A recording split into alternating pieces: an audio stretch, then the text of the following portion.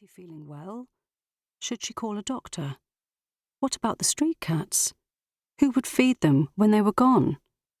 Next thing she knew, they had left everything behind.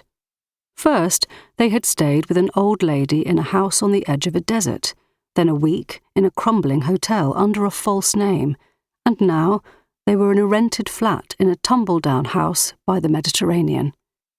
Aliya glanced around at the shabby place. Water damage spread on the walls and ceilings like a rash. Dumped in an almighty heap were all their earthly belongings, looking like they were put up for a jumble sale. What was even stranger was how her grandfather had begun to keep one room to himself wherever they went. A room that became secret, that only Jeddo and Mr. Kamel, the new butler, yes, butler, were allowed into.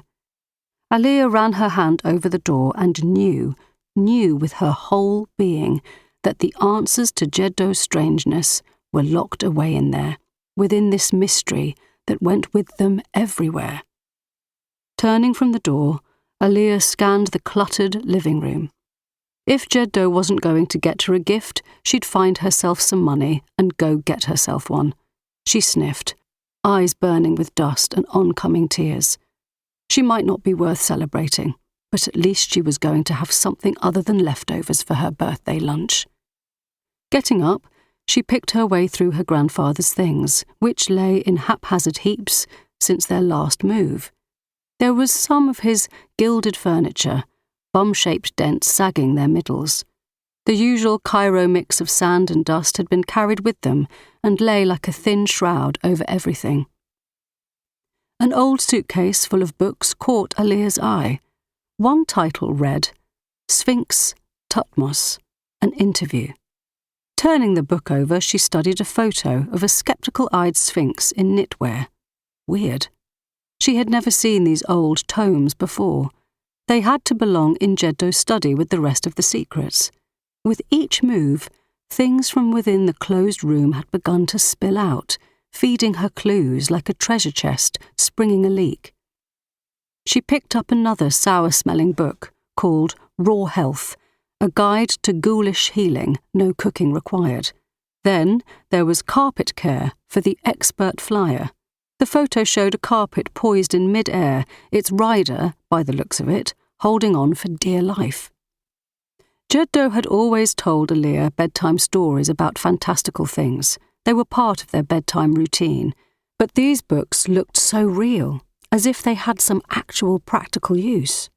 The stories, which her grandfather told as if they were bona fide truths, featured everything from sphinxes with allergies to Egyptian ghouls who were quite sensitive once you got to know them, provided you survived long enough. One of Aliya's favourites told of a naughty girl who got swept away by a flying carpet. It flew around most of the world before the girl could think of the magic word that made it land. "What was the word?" Aliya would ask when the carpet had sped across the Andes with no sign of slowing down. "Please," Jeddo would say. "Please is a magic word." Politeness was the only kind of magic Jeddo approved of. Many of his stories warned of another sort that was dark and dangerous and fed on people's souls. That would bring Jeddo to the story of the beautiful prince with hair like gold and the bluest eyes, whose ambition knew no bounds.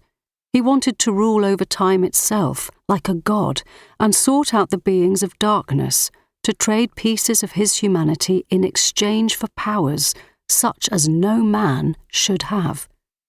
That story always ended with the prince making an awful mess of his kingdom, so one night Aliya thought up a new ending, starring a young girl, much like herself, fearlessly saving the day.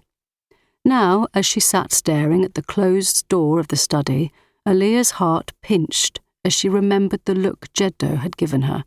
He clearly didn't think she would be capable of such bravado, or of any kind of adventure, not in real life or even as part of a fairy tale.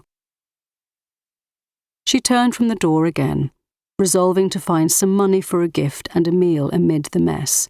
Then, behind her, the door to the secret room suddenly thumped open. A tall man in a tweed suit towered in the doorway, the door quickly swinging shut.